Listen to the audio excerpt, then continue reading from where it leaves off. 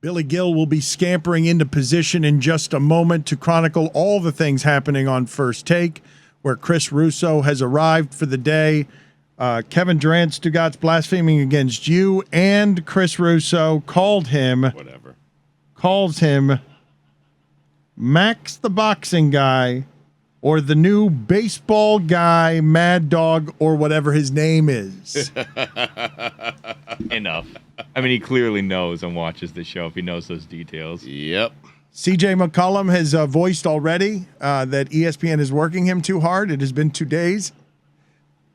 Get used to it. I mean, you're in those Seaport studios in the morning. You will be on Get Up, First Take, the Max Kellerman Show, which I only know as the Max Kellerman Show. Yep.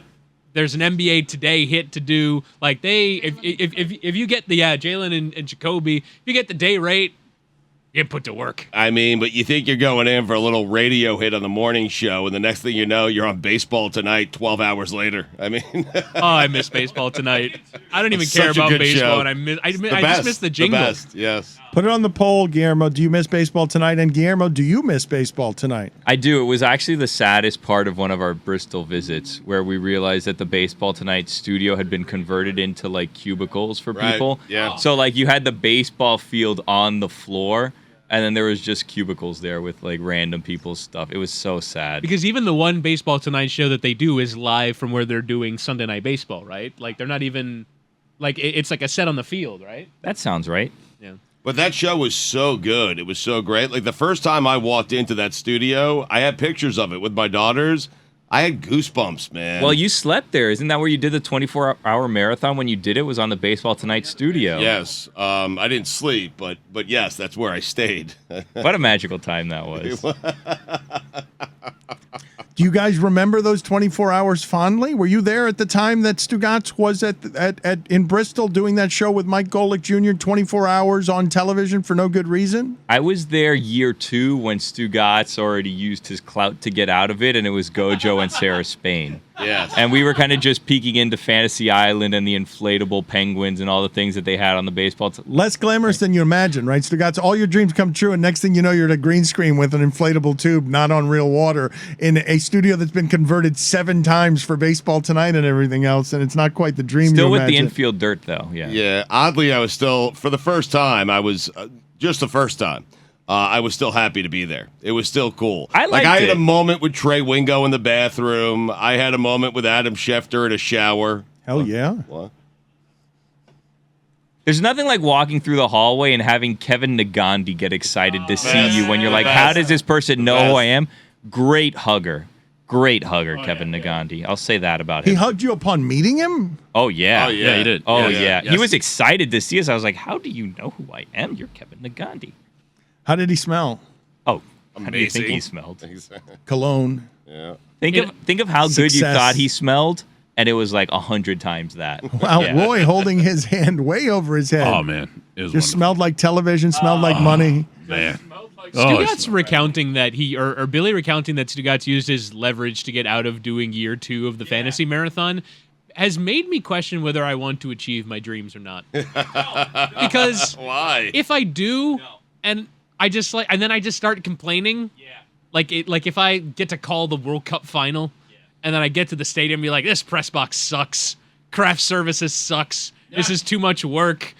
And you get there, and it's like, well, what is even the point Exactly. of achieving your dreams if you're just going to get there and be like, well, here's all the things that are wrong with it? The dream was never to host a fantasy football marathon and stay up all To be night. the center of attention in Bristol. I Like, wanted you did a big thing in Bristol. And it was great. I enjoyed it. I wanted to be the guy telling you which quarterback to take in the 4th round. I mean, that's what I wanted to do. So you want to be Matthew Barry Kind of, yeah. Yes. without doing any of the work of being Matthew Barry. Exactly right. I've often thought about what my address would be at a graduation if I was ever invited to give one.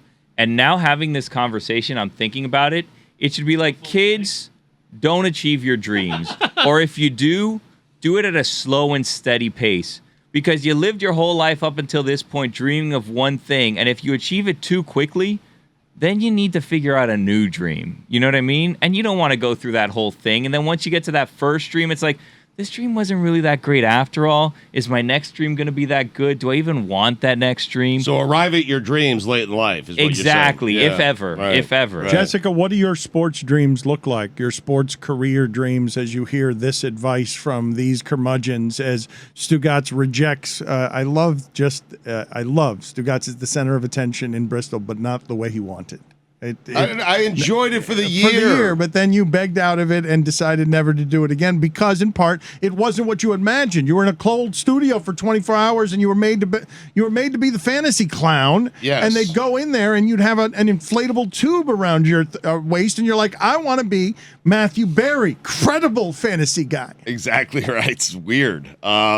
I had already realized the dream by the time I had gotten to the fantasy football. My dream was to be a sports radio host. Yeah, and see? Dan and I were already doing it. You did it too young. You're right. Yeah. There's something to that, Billy. It's like you get desensitized early on by like some of the cool things you get to do. And I've been lucky that people that have hired me have trusted me to do cool things pretty early on in my career. But now I feel like sort of blasé about things that I probably would have been really jazzed about when I was in college. You know what I Really? mean? In your 20s? Yeah, like she probably Jesus. goes now, like next year, or maybe not next year, We're but like getting jaded in our 20s now? Yeah. Faster jaded? let's say I mean, there was a Super Bowl in Antarctica, right?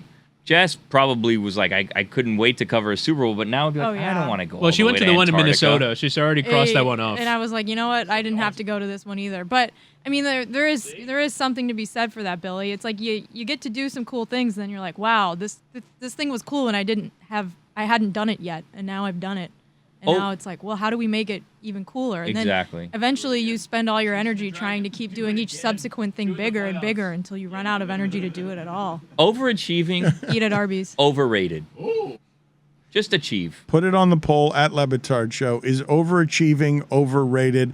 Billy will go out in a second to check in on First Take, but even my father was engaged in the Stephen A. Smith conversation of takery as CJ McCollum. You still haven't seen it, Stugotz, but it went viral specifically because Stephen A. Smith had no answer for two new guys who were there and were holding him to account. Right. On you just said something, defend it. You just said, for no good reason, you didn't like Russell Westbrook being at the press conference that supports his new coach in the organization he works for because it's easy to rip Russell Westbrook. Sure. He's the new guy to rip, and there don't have to be any consequences to ripping him, and they just held him there. They made him squirm in that. Answer for yourself here. Why would that be a bad thing for Russell Westbrook to go to the press conference that Darvin Ham is at? In what world could that be a bad thing, except in a world where you have to make television and things have to be bad things? Right. It's his new coach. He's being respectful. He's showing up. He's supporting the new coach. He's doing all the right things. Good for those guys for challenging Stephen A. This is what I wonder, though, with Stephen A.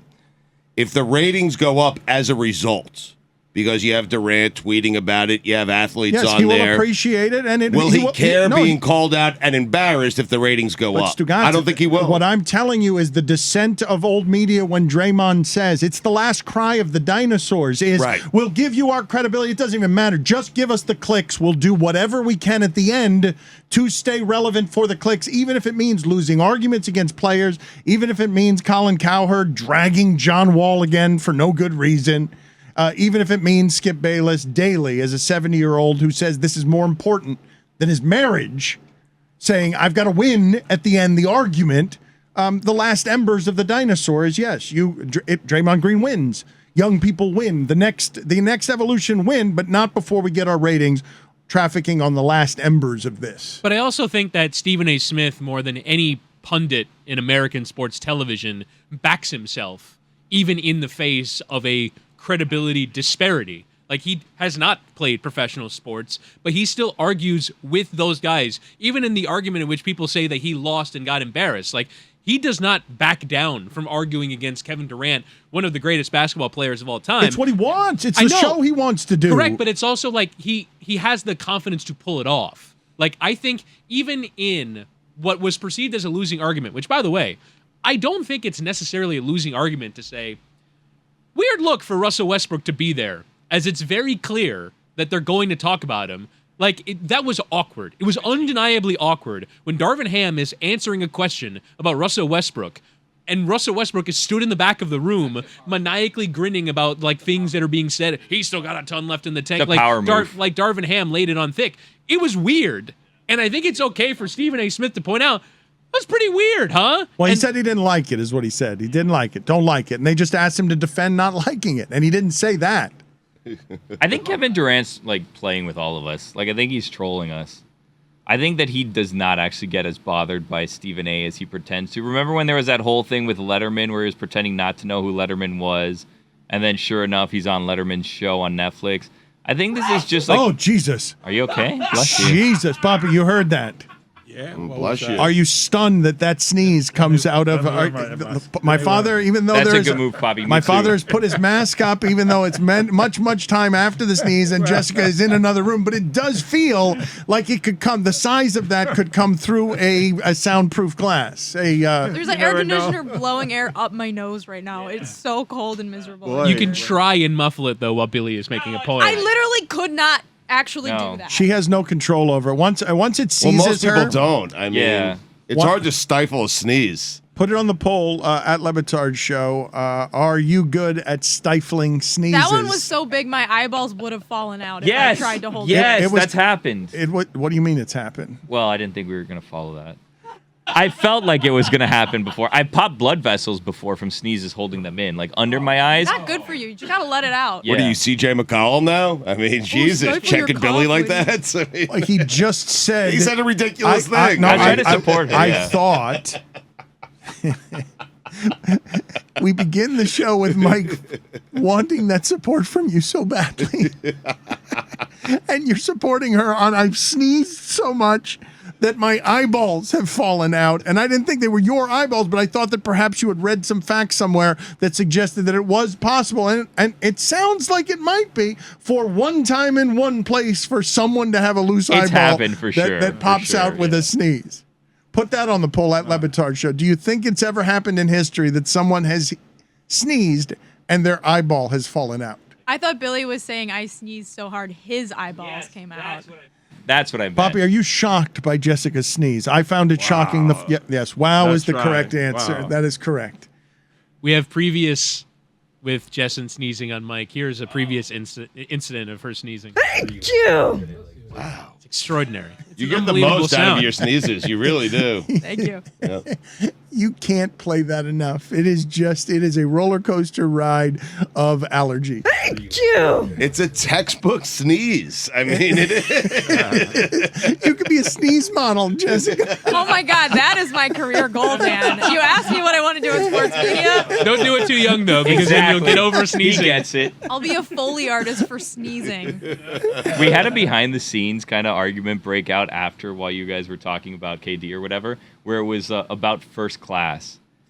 And Yeah, because I said to the point of achieving your dreams too early. The first time I sat in first class, I was upgraded for like $90, and it was like, woof, I'm going out $90 here, sitting first class. This is going to be an unbelievable experience, and it was. It was a 2-hour flight to Nashville. I was served a drink. It was absolutely wonderful, but I very quickly realized I can't get used to this because at some point I'm gonna sit in 27D again, and I can't be like, oh, first class, how I miss it so. It's And hard to so, go back, Like yeah.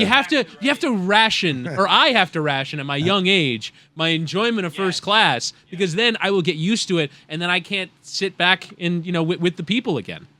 The hardest thing is not being poor. The hardest thing is being rich and then being poor. But then Billy made a ridiculous argument in which he said that he didn't even like first class. wait, Yeah, ridiculous how?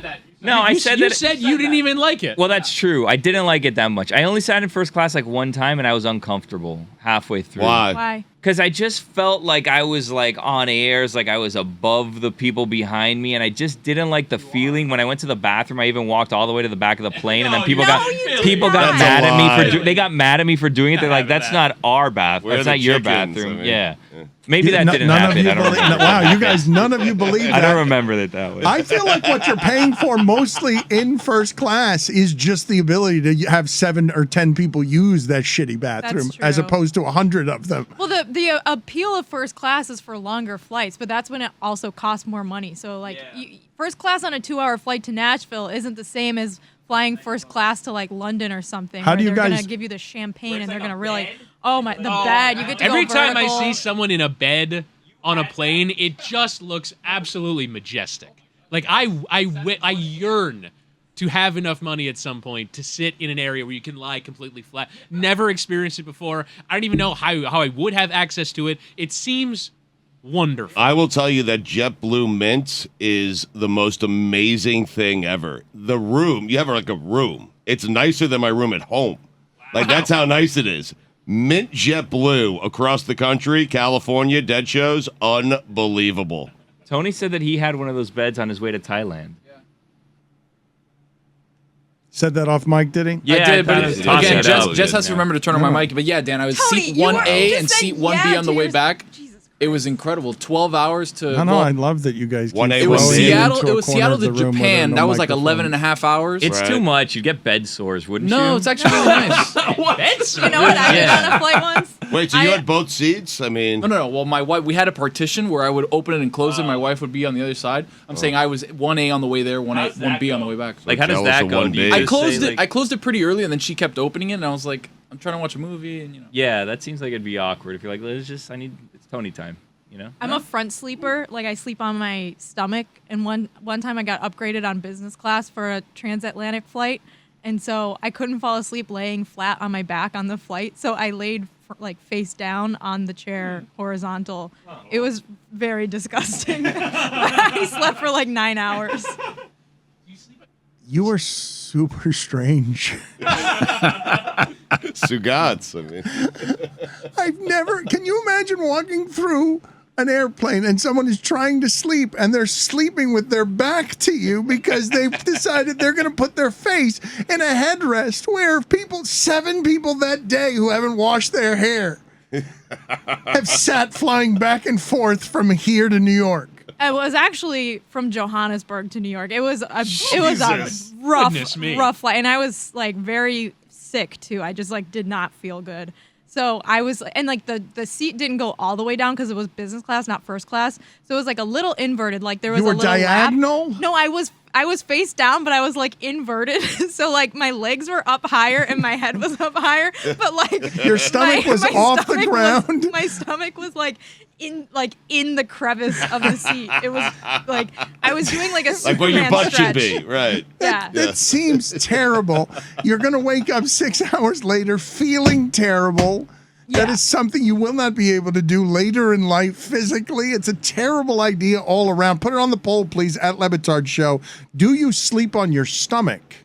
I'm concerned for your back. Like that is Me too, yeah. Like I'll play like FIFA lying on my stomach for a half hour, and then I get up from it. I need to stretch. My lower back is undone by being on my stomach for like Well, doing less it than an that hour. way is terrible for your back. You didn't a long distance flight where you're sleeping on your stomach and you're sleeping as if you're the top of an inverted triangle. When's Genesis coming back?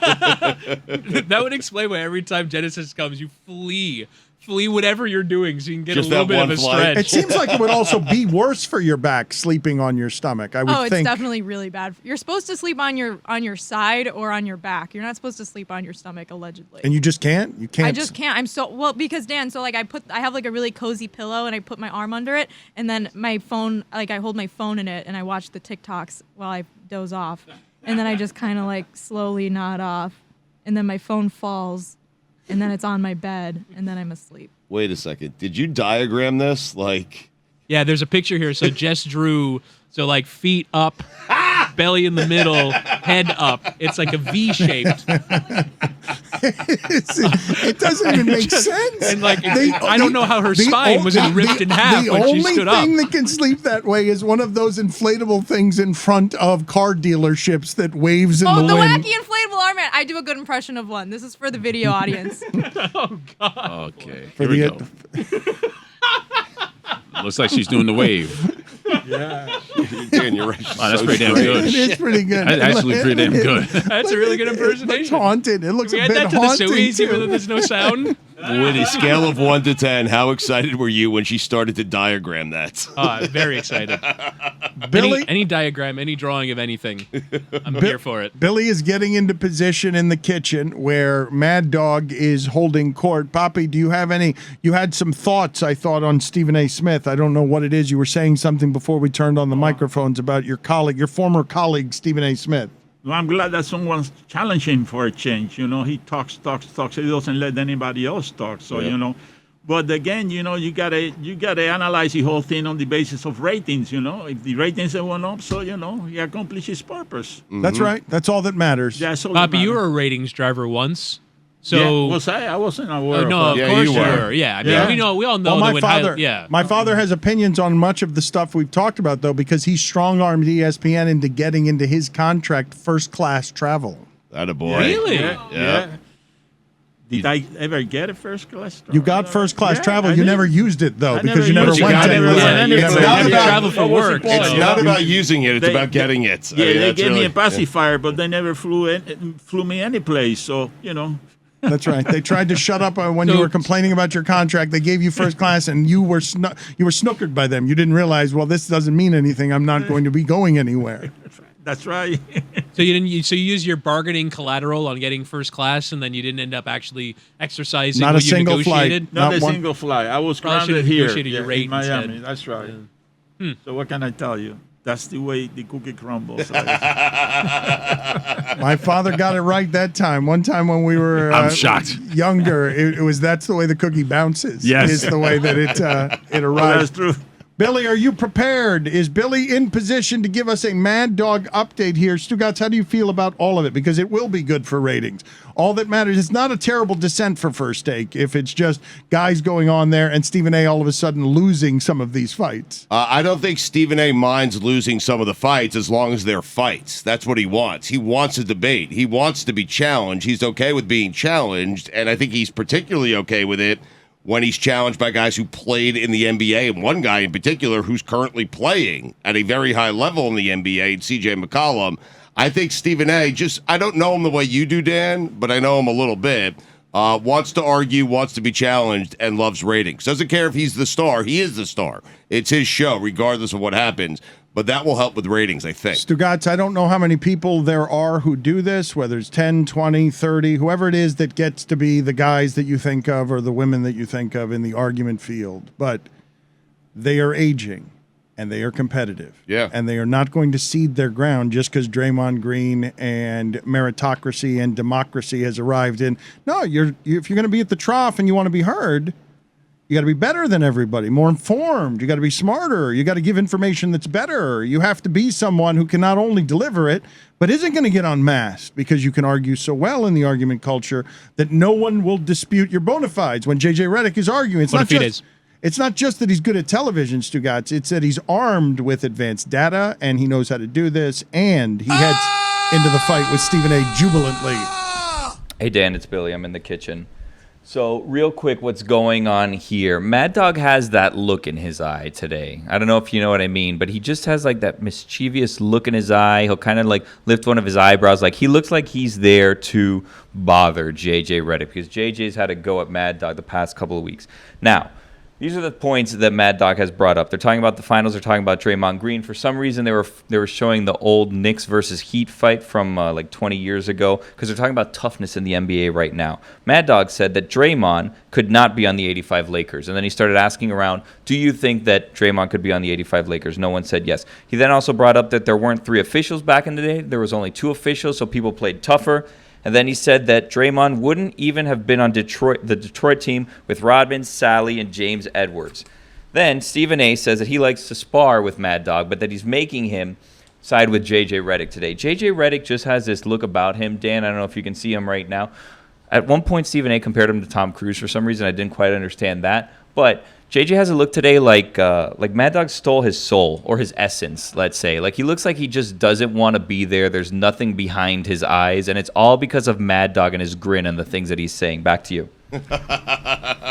I love that Mad Dog's lane is whoever we're talking about couldn't have played for a team in the 80s.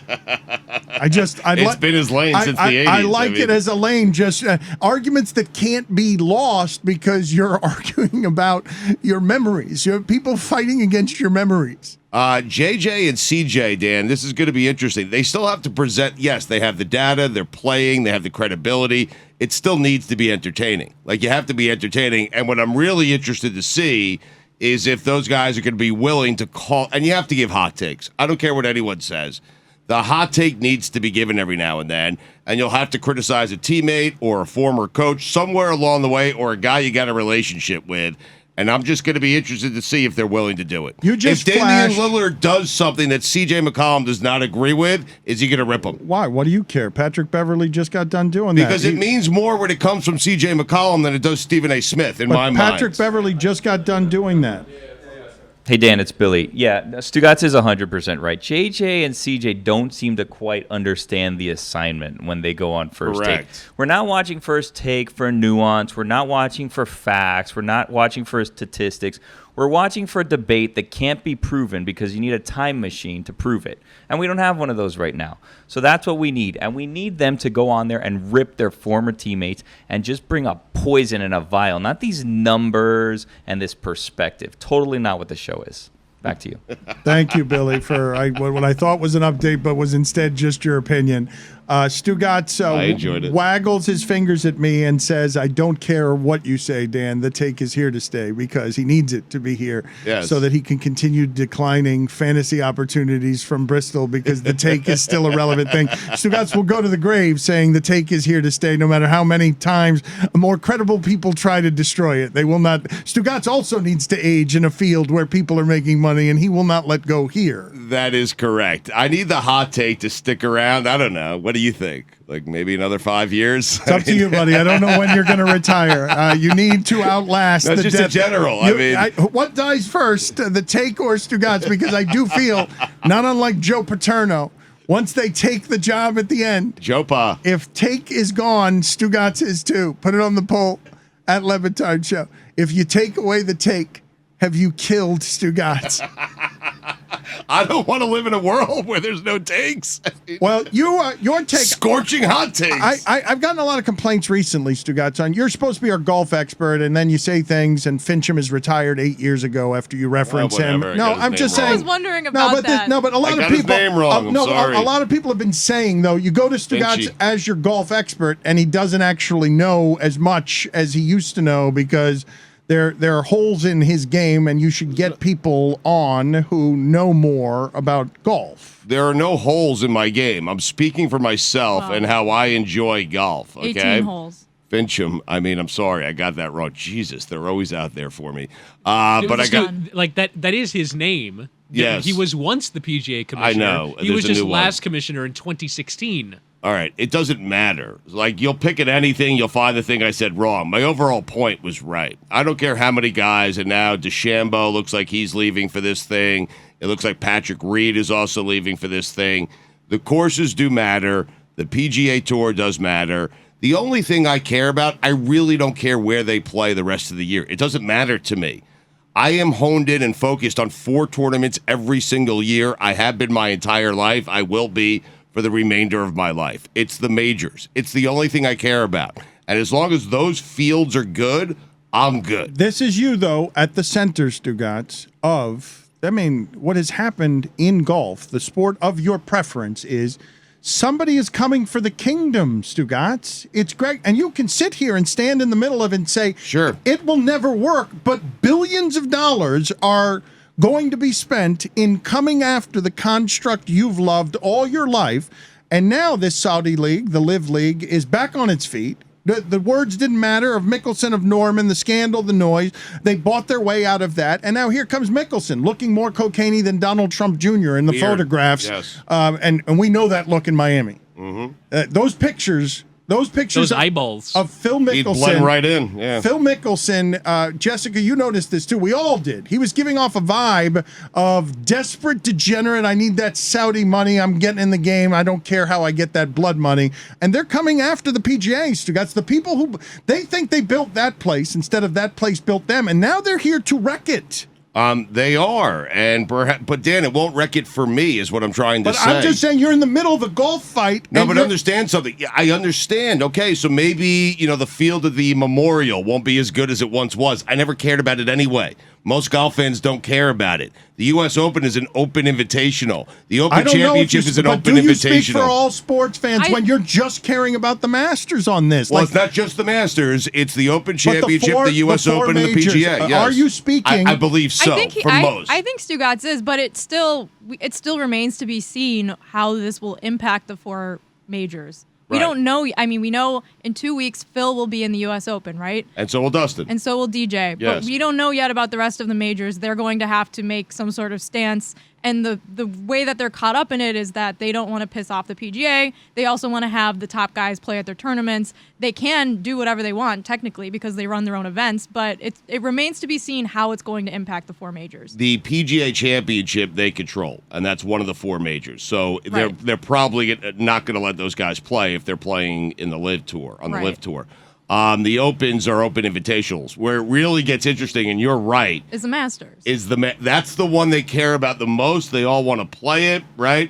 So does Augusta stand by the PGA Tour and say, hey, if you're playing there, you can't play here? That's going to be interesting because then those guys will have decisions to make. Right now, they don't. If they want to take the money, go ahead, take the money. I think Stugotz does speak for golf fans also because this new league doesn't even have a television partner yet. So they're not doing it for conventional golf fans who want to watch matches. They're Well, streaming it on YouTube right now. Well, I would presume that they want to eventually earn the credibility and shed the this is all Saudi back at some point. I don't think that's why the networks don't want to get involved. I think the networks have a relationship with the PGA Tour. And they But want there's to some maintain. networks that don't. Like Amazon Prime doesn't have a relationship, and people were talking, well, That's- why aren't they? Yeah, or that's Apple not Plus that's not or a network streamer? though. That's a streaming Like network. CBS It's not and like- NBC have not a broadcast relationships with the network, PGA Tour. CBS, NBC, and I think Fox did at one point. They no longer do. I think Yeah. Fox maybe will be the one that Fox ends has up, nothing, but- ends up Yes. doing it because Right. it sounds like they might be interested. They're the only network that doesn't currently have a Correct. golf deal. But Stugotz, I don't think you speak for all golf fans because I just looked up the ratings.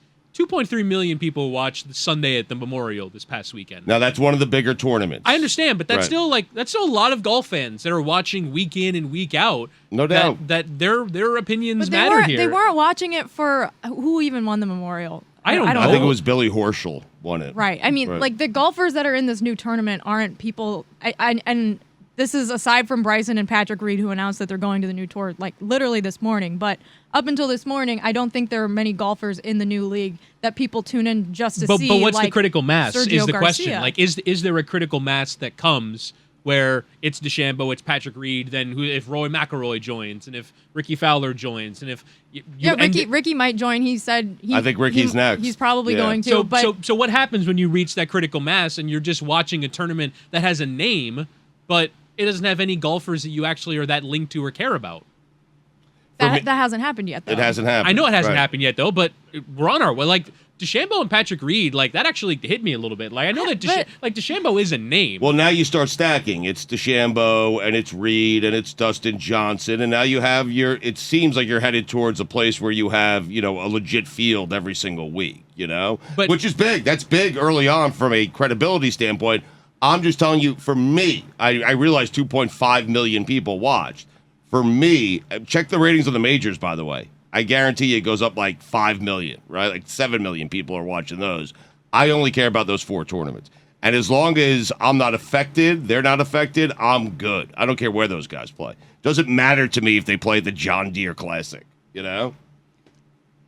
We had an update, but it's gone to commercial break. So Mad Dog started getting into it with JJ Redick, saying fundamentally NBA players are not better than they used to be, and said that Tim Duncan went to college for 4 years. You're telling me that anyone is better at fundamentals that hasn't gone to college for 4 years?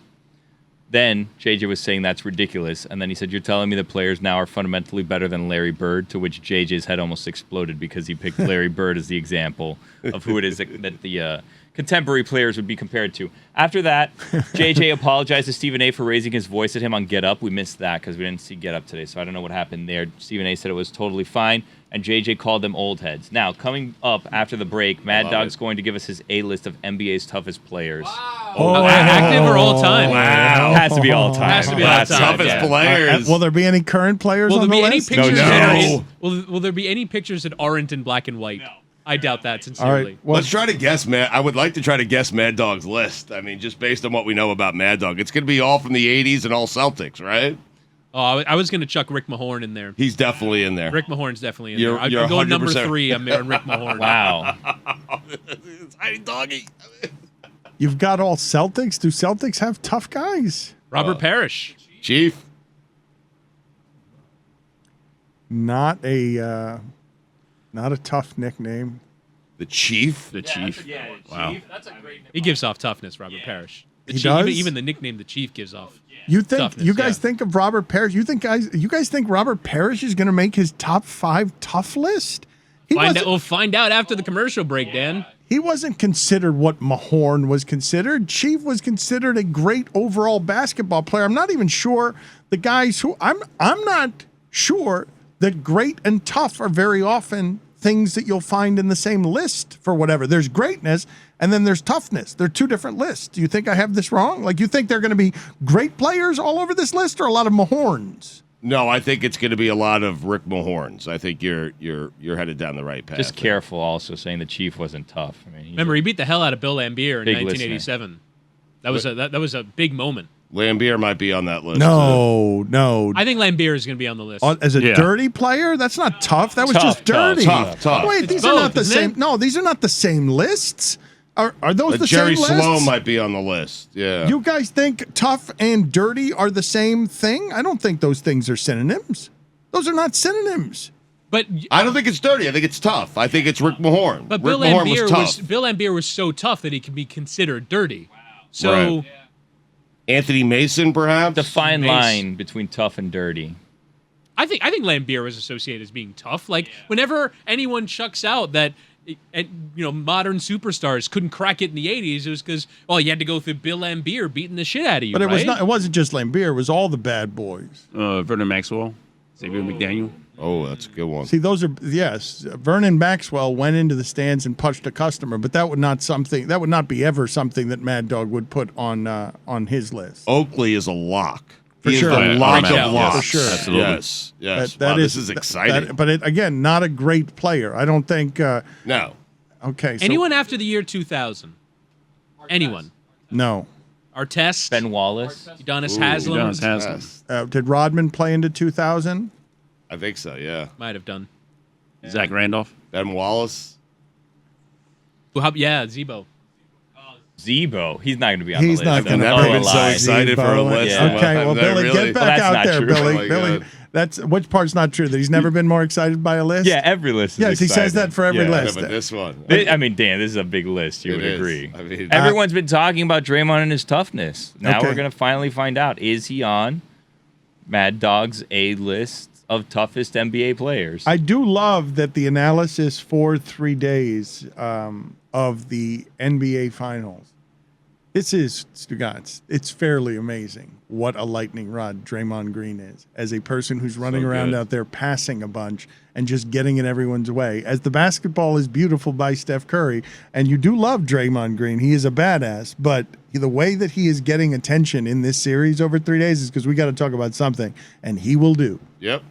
I mean, It's unbelievable. Like you talk about how sometimes where you say athletes, I don't remember anything that they've said, and Draymond has like 4 in one press conference. It's unbelievable. Like I try and go through like all the headlines and stuff from the day, and there's like 5 a day whenever Draymond does a press conference. Like it is the economy upon which basketball reporters feed at the moment. And he's making it his own.